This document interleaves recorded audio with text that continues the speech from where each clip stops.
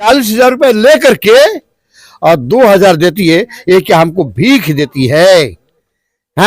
मेरा करोगे, हिंदू मुसलमान करोगे, मंदिर मस्जिद करोगे, तो हम कोई अपने मंत्रियों के लिए बनवाए हैं? केवल भाजपा के लिए बनाए हैं? नहीं, तो भाजपा का है तो फिर लिए हो तुम, भोजन करो। डॉक्टरों ने भाग गया जी जिसको दवा देने की परमिशन नहीं है गांव में बेचारे। वंशराज और आप देख रहे हैं व्यक्ति भारत।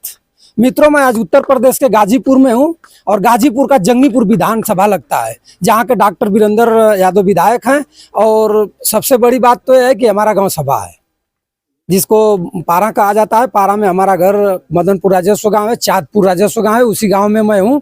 और मैं इसी रास्ते से जा रहा था तो कुछ सम्मानित लोग यहाँ बैठे हुए थे, जो कि देखिए पान और चाय की दुकान है। हमने सोचा कि कुछ चुनावी चर्चा यहाँ से करते हुए हम लोग निकलें। हमारे साथ एक हम लोगों के सीनियर और हम लोग के अग्रज हैं शिवराम जी। मैं इनसे सबसे पहले आपका परिचय कराना चाहूँगा। भैया, क्या नाम है आपका? हमारा नाम भैया शिवराम है। शिव भैया, गाजीपुर का लोकसभा बहुत धूमधाम से लोग इस पर निगाह देते हैं। पूरा पूर्वांचल ही नहीं, पूरा देश इस पर, गाजीपुर पर निगाहें अटकलें लगाया रहता है कि गाजीपुर में कुछ नया हो रहा है, होना चाहिए। और इस समय गाजीपुर में समाजवादी पार्टी से माननीय सांसद अफजाल अंसारी साहब को टिकट मिल चुका है।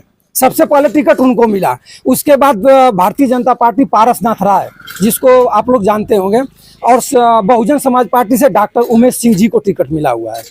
तीनों प्रत्याशी बहुत धड़ल्ले से क्षेत्र में पूरा चल रहे हैं। इन तीनों में गाजीपुर की जनता किसके सर पर ताज बांध सकती है? भैया, अभी तो फैसला वोटिंग पड़ने के बाद होता है, लेकिन अब तो एक अनुभव लगाया जा रहा है केवल। वही अनुभव बताइए, कुछ अनुभव कहाँ जा सकता है? कौन पार्टी सही है, कौन विकास किया है गाजीपुर में, नहीं किया है? सांसद साहब अफजाल अंसारी 5 वर्ष भी सांसद रह भी गए हैं और अब दोबारा सांसदी के लिए उनको टिकट मिला है। इसमें क्या आंकड़ा आप लगा सकते हैं? पारस या उमेश सिंह या अफजाल? हमें कह रहे हैं कि 10 बरिस सरकार रही है भाजपा की जी। पार्टी से कोई द्वेष नहीं है, लेकिन पार्टी में हर नेता एक किस्म के तो होते नहीं जी। हम करें कि मोदी जी हमारे देश के प्रधानमंत्री हैं जी। हम कोरोना के यहाँ से स्टार्ट कर रहे हैं। जब कोरोना का प्रचार कहा कि चीन से उठी है बीमारी जी, चीन से बीमारी उठी और कहा कि फैल रही है, अब हमारे देश में भी अब आने वाली है। जी, तो वहां से लोगों को उठा करके लाना शुरू किए। जी। और कह रहे थे कि ये ऐसी बीमारी है कि इसमें कोई कुछ नहीं, अब भगवान बचा सकते हैं जी। इसमें ना ही कोई प्रधानमंत्री कुछ कर सकता है, ना ही मुख्यमंत्री कर सकता है जी।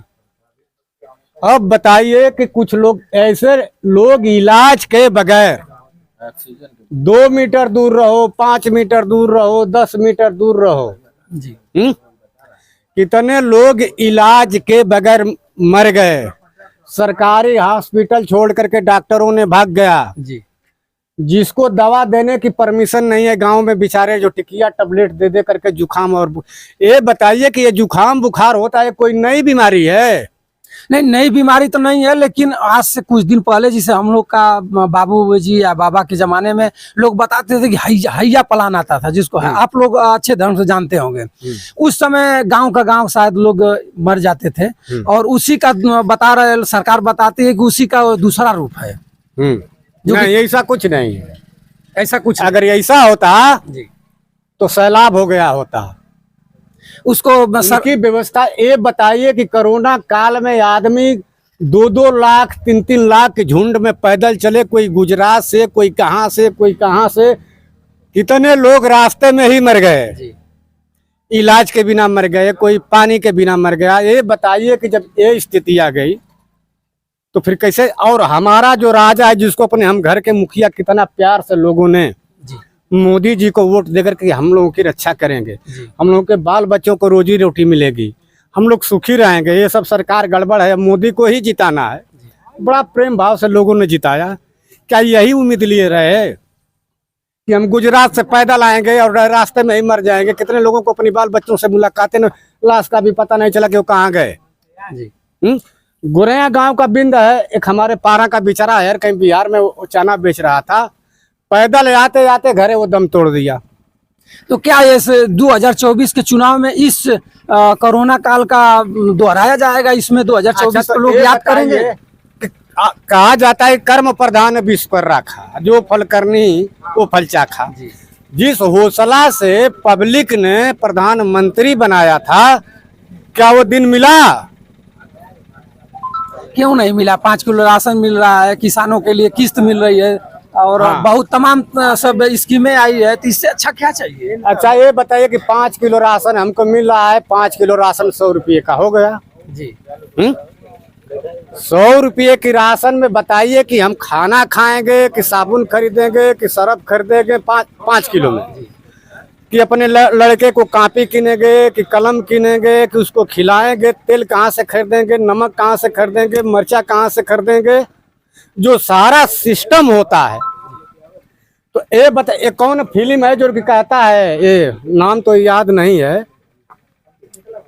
वो जैकी श्रॉफ है और ये है अमरीश पुरी जी तो अमरीश पुरी कहता है, जब आता है तो कहता है कि गरीब बस्ती है इसी तरह से, जी जी तो कहता है ना कि इनको फ्री का अनाज दे दो, जी फ्री का अनाज खिलाओ पिलाओ, कोई दिक्कत नहीं, अनाज कम होगा तो बताना। जी। फ्री का अनाज शुरू हो गया तो जय ये कहता है, पता नहीं उसका क्या नाम है, जैकी ना हो, छोड़िए, हम उतना फिल्म उलिम भी नहीं देखते हैं। तो कहता है जब कुछ दिन बीत जाता है तो कहता है कि ये बताइए सर, इतना दिन से राशन भी अब खत्म होने वाला है, कहिए तो इन लोगों के अंगूठे के निशान लगवा लें ठाकुर। तो वो कहा कि नहीं, पहले इनको हराम की खाने की आदत पड़ जाने दीजिए, तब इसके बाद ये अंगूठा लगवाएंगे। तो क्या आप कहना चाहते हैं कि ये जो सरकार है दाढ़ी बाबा की, इस समय क्या हराम के खाने के लिए 5 किलो राशन बांट रहे हैं कि आदत बना ले, उसके बाद तो फिर होगा जो हमको जो अच्छा, तो ये बताइए कि जो किसानों की जमीन हड़पी जा रही थी उसका मतलब क्या था? क्यों किसान शहीद हो गए, 10-10 किसान मरे? 5 किलो राशन दो, 5 बीघा ले लो, 50 किलो बीच में विकास तो इतना सरकार की है कि देखिए जो राम मंदिर का मामला कितना दिन से अटका हुआ था, एक झटके में राम मंदिर इतना भव्य सुंदर बनकर वहाँ तैयार हो गया कि पूरा लाखों लोग हरदम दर्शन कर रहे हैं वहाँ। हाँ, इसीलिए तो दर्शन कर रहे हैं। और कहा जा रहा है कि शूद्र लोग कम से कम 100 मीटर दूर रहें, नहीं तो राम जी छुआ जाएंगे। अहिर से छुआ जाइए, चमार से छुआ जाइए, भर से छुआ जाइए, बीन से छुआ जाइए, कोयरी से छुआ जाइए रामचंद्र जी। तो जब रामचंद्र जी जब सबसे छुआते हो तो उनका पूजा के करी, काय खातिर उनका पूजा हम करी भाई? तो पूजा तो सब लोग वहाँ जाकर कर ही रहे हैं। नहीं, बात छोड़ दीजिए, 100 मीटर दूर रहिए। मुर्मू को नहीं जान दिया अयोध्या में और दिल्ली में मंदिर में नहीं जान दिया। आपका क्या नाम बा? हमारा सुरेंद्र राय नाम है। अरे राय साहब, आप सुरेंद्र राय, वह आप कहाँ घर है आपका? चौरा बोझ। इतना कहाँ है तैस में, इतना जोर में कहाँ ये है? पहले बताइए, ये बोलते हैं हम राम मंदिर सब लोग दर्शन करें, सबका कल्याण होगा, गरीबों का कल्याण है, गरीबों की सरकार। भाई राष्ट्रपति तो वो भी तो छोटी जात की थी, उसको दिल्ली में मंदिर में नहीं जान दिया, इसलिए वो बेचारी अयोध्या नहीं गई आज तक। तो और छोटे लोगों का बात छोड़ दीजिए, उनको तो कोई जाने नहीं देता वहां पर। अरे तो अयोध्या मंदिर है तो उसमें सब लोग समगम के थोड़े नहीं जाएंगे। अरे मेरे भाई, जब आम जनता नहीं जा सकती है, क्यों अपने लिए बनवाए हैं? ये सब कानूनवा तो आप ही लोग केवल मंत्रियों के लिए बनाए, मोदी जी अपने मंत्रियों के लिए बनवाए हैं, केवल भाजपा के लिए बनाए? नहीं, तो भाजपा का है तो फिर लिए रहो, तुम भोजन करते रहो, हमसे क्या मतलब है, देश से क्या मतलब है तुमको? मैंने देश से उनसे मतलब का है ना, देश से मतलब नहीं रहता तो नहीं, तुम केवल भाजपा के लिए बनवाए हो, ब्राह्मणों के लिए केवल। आप क्यों मोदी जी से इतना नाराज चल रहे हैं? नहीं, तुम जाति पात करोगे, हिंदू मुसलमान करोगे, मंदिर मस्जिद करोगे, तो हमको इससे चिढ़ है। हमको इस सरकार से चिढ़ नहीं है। सरकार तो भाई कोई भी आएगा और यहाँ पर रहेगा, लेकिन कोई भी राज करेगा, लेकिन अनित मत करो, सबके साथ एक साथ व्यवहार करो, नहीं तो कानून कानून नहीं रह जाता है। तो सबको 5 किलो राशन दे ही रहे हैं, आप कैसे बराबर सबको दे रहे हैं? किसान सुनिए पहले हमारी बात, किसान निधि सबको दे रहे हैं 2-2 हजार 6 महीने पर, इससे ज्यादा क्या देंगे? अभी मैं आपको बताऊं, मैं बताइए। एक आदमी से ये सरकार 40,000 रुपए टैक्स के रूप में ले रही है। अब आप बोले कैसे ले रही है? नहीं, टैक्स नहीं सरकार लेगी तो आखिर में देश चलेगा कैसे? 40,000 रुपए ले करके और 2,000 देती है, ये क्या हमको भीख देती है? हैं? मेरा 38,000 कहाँ गया वो मैं पूछता हूं। 38,000 गए कहाँ, वो हमको दो।